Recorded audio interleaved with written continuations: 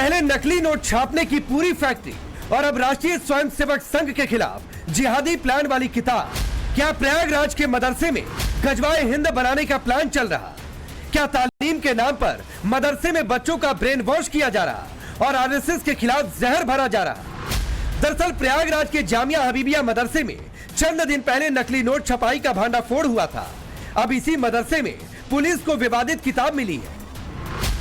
मदरसे में आरएसएस के खिलाफ विवादित किताब और साहित्य मिला। किताब में आरएसएस को देश का सबसे बड़ा आतंकी संगठन बताया गया। किताब में मालेगांव ब्लास्ट का भी जिक्र है। किताब में आरएसएस को सबसे बड़ा आतंक का वाहक बताया गया है। आरएसएस को हिंदू मुस्लिम दंगे कराने वाला सांप्रदायिक संगठन बताया गया है। यह किताब आरोपी मौलवी के कमरे से बरामद की गई है। विवादित किताब के साथ साथ मौलवी के कमरे से कई स्पीड पोस्ट की पर्चियां भी मिली। पर्चियों के आधार पर पुलिस एड्रेस वेरीफाई कर रही है, जिससे यह पता लगाया जा सके कि कहां क्या भेजा जाता था। मदरसे से ऐसे विवादित और जहरीले साहित्य मिलने के बाद बीजेपी ने कड़ी टिप्पणी की है। बीजेपी का कहना है कि ऐसे लोगों के खिलाफ इतनी सख्त कार्रवाई होगी कि 3-3 पीढ़ियां याद रखेंगी। जो ऐसे कोई भी साहित्य प्रसारित किए हैं, प्रचारित किए हैं या छापे हैं, उनको राष्ट्रीय स्वयंसेवक संघ की राष्ट्रभक्ति की ABCD भी नहीं मालूम। ये दुखद है और इस प्रकार का जो भी प्रयत्न कोई भी राष्ट्रद्रोही तत्व करते हैं, तो ये उत्तर प्रदेश में योगी जी की सरकार है, उनकी 3 पीढ़ियां याद रखेंगी कि इस प्रकार का जघन्य अपराध करने का दंड क्या होता है। मैं समझता हूं कि जो धार्मिक स्थल हैं, उनका राजनीतिकरण नहीं होना चाहिए। शिक्षा का माध्यम भी ऐसा होना चाहिए जिससे प्रेरणा मिले, न कि शिक्षा ऐसी दो जो आपको धर्म को दूसरे धर्म से लड़ाता हो।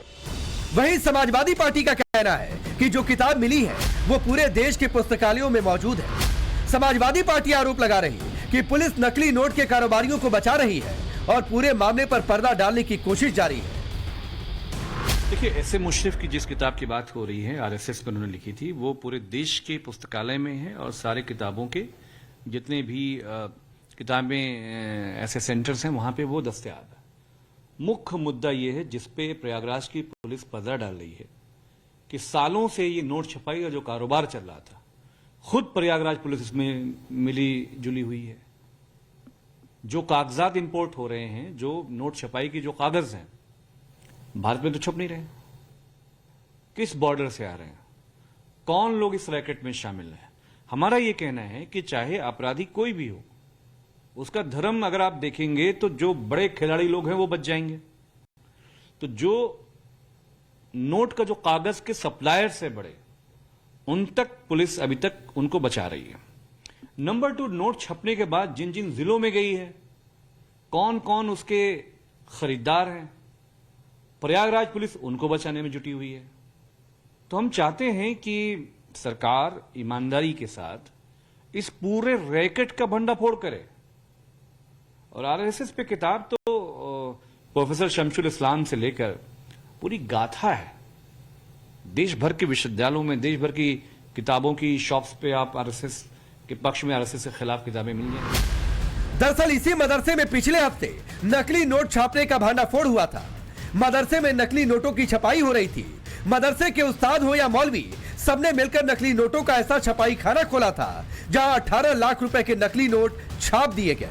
पुलिस ने मदरसे के मौलवी और उस्ताद के साथ 2 और लोगों को गिरफ्तार किया है। इस पूरे मामले की जांच देश की खुफिया एजेंसी IB भी कर रही है। इस मामले में आरोपी 25 साल का मोहम्मद तफसीरुल, जिसने मौलवी की पढ़ाई के बाद आलिम की डिग्री ली, वो मदरसे में प्रिंसिपल था। यही वो नकली नोट छापने का मास्टर बन गया। दूसरा आरोपी 23 साल का जाहिर खान है। इसने भी मदरसे से आलिम की डिग्री ली, मदरसे में ही टीचर बन गया। तीसरा आरोपी 18 साल का मोहम्मद अफजल है। उसे मदरसे में नकली नोटों को बाजार में चलाने के लिए रखा गया था।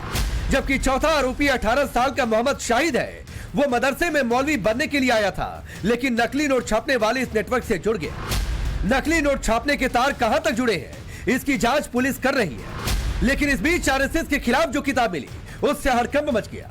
ऐसे में सवाल है, क्या तालीम के नाम पर मदरसे में जिहादी प्लान चल रहा था? क्या भड़काऊ साहित्य पढ़ाकर बच्चों का ब्रेन वॉश किया जा रहा था? क्या आरएसएस के खिलाफ बच्चों के दिमाग में जहर घोला जा रहा था? नकली नोट, विवादित किताब, क्या मदरसे में गजवा हिंद का ख्वाब देखा जा रहा था? इन सबके बीच सवाल उन तथाकथित मौलानाओं और राजनेताओं से है जो खुद को मुसलमानों का पैरोकार समझते हैं। मदरसों पर सर्वे हो या गैर कानूनी मदरसों पर एक्शन की बात हो, छाती पीट पीट कर खिलाफत में खड़े हो जाते हैं। लेकिन अब मदरसे में नकली नोट छपाई का धंधा या फिर विवादित साहित्य पढ़ाने की बात पर सन्नाटे में क्यों है? सवाल है कि क्या मुस्लिम धर्मगुरु और मौलाना ऐसे मदरसों के खिलाफ खुलकर सामने आएंगे? Bureau report, times now Bharat. विवादित किताब के साथ साथ मौलवी के कमरे से कई स्पीड पोस्ट की पर्चियां भी मिली। पर्चियों के आधार पर पुलिस एड्रेस वेरीफाई कर रही है, जिससे यह पता लगाया जा सके कि कहां क्या भेजा जाता था। मदरसे से ऐसे विवादित और जहरीले साहित्य मिलने के बाद बीजेपी ने कड़ी टिप्पणी की है। बीजेपी का कहना है कि ऐसे लोगों के खिलाफ इतनी सख्त कार्रवाई होगी कि 3-3 पीढ़ियां याद रखेंगी। जो ऐसे कोई भी साहित्य प्रसारित किए हैं, प्रचारित किए हैं या छापे हैं, उनको राष्ट्रीय स्वयंसेवक संघ की राष्ट्रभक्ति की ABCD भी नहीं मालूम। ये दुखद है और इस प्रकार का जो भी प्रयत्न कोई भी राष्ट्रद्रोही तत्व करते हैं, तो ये उत्तर प्रदेश में योगी जी की सरकार है, उनकी 3 पीढ़ियां याद रखेंगी कि इस प्रकार का जघन्य अपराध करने का दंड क्या होता है। मैं समझता हूं कि जो धार्मिक स्थल हैं, उनका राजनीतिकरण नहीं होना चाहिए। शिक्षा का माध्यम भी ऐसा होना चाहिए जिससे प्रेरणा मिले, न कि शिक्षा ऐसी दो जो आपको धर्म को दूसरे धर्म से लड़ाता हो। वहीं समाजवादी पार्टी का कहना है कि जो किताब मिली है वो पूरे देश के पुस्तकालयों में मौजूद है। समाजवादी पार्टी आरोप लगा रही है कि पुलिस नकली नोट के कारोबारियों को बचा रही है और पूरे मामले पर पर्दा डालने की कोशिश जारी है। देखिए, ऐसे मुशर्रफ की जिस किताब की बात हो रही है, आरएसएस पर उन्होंने लिखी थी, वो पूरे देश के पुस्तकालय में है और सारे किताबों के जितने भी किताबें ऐसे सेंटर्स हैं वहां पे वो दस्तयाब है। मुख्य मुद्दा ये है जिसपे प्रयागराज की पुलिस पर्दा डाल रही है कि सालों से ये नोट छपाई का जो कारोबार चल रहा था, खुद प्रयागराज पुलिस इसमें मिली जुली हुई है। जो कागजात इंपोर्ट हो रहे हैं, जो नोट छपाई की जो कागज हैं, भारत में तो छुप नहीं रहे। किस बॉर्डर से आ रहे हैं, कौन लोग इस रैकेट में शामिल हैं? हमारा यह कहना है कि चाहे अपराधी कोई भी हो, उसका धर्म अगर आप देखेंगे तो जो बड़े खिलाड़ी लोग हैं वो बच जाएंगे। तो जो नोट का जो कागज के सप्लायर से बड़े, उन तक पुलिस अभी तक उनको बचा रही है। नंबर 2, नोट छपने के बाद जिन जिन जिलों में गई है, कौन कौन उसके खरीदार हैं, प्रयागराज पुलिस उनको बचाने में जुटी हुई है। तो हम चाहते हैं कि सरकार ईमानदारी के साथ इस पूरे रैकेट का भंडाफोड़ करे। और आरएसएस पे किताब तो प्रोफेसर शमशुल इस्लाम से लेकर पूरी गाथा है। देश भर के विश्वविद्यालयों में, देश भर की किताबों की शॉप्स पे आप आरएसएस के पक्ष में, आरएसएस के खिलाफ किताबें मिल जाएंगी। दरअसल इसी मदरसे में पिछले हफ्ते नकली नोट छापने का भांडाफोड़ हुआ था। मदरसे में नकली नोटों की छपाई हो रही थी। मदरसे के उस्ताद हो या मौलवी, सबने मिलकर नकली नोटों का ऐसा छपाई खाना खोला था जहां 18 लाख रुपए के नकली नोट छाप दिए गए। पुलिस ने मदरसे के मौलवी और उस्ताद के साथ 2 और लोगों को गिरफ्तार किया है। इस पूरे मामले की जांच देश की खुफिया एजेंसी IB भी कर रही है। इस मामले में आरोपी 25 साल का मोहम्मद तफसीरुल, जिसने मौलवी की पढ़ाई के बाद आलिम की डिग्री ली, वो मदरसे में प्रिंसिपल था।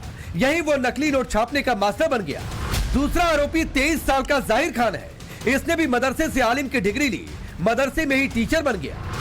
तीसरा आरोपी 18 साल का मोहम्मद अफजल है। उसे मदरसे में नकली नोटों को बाजार में चलाने के लिए रखा गया था।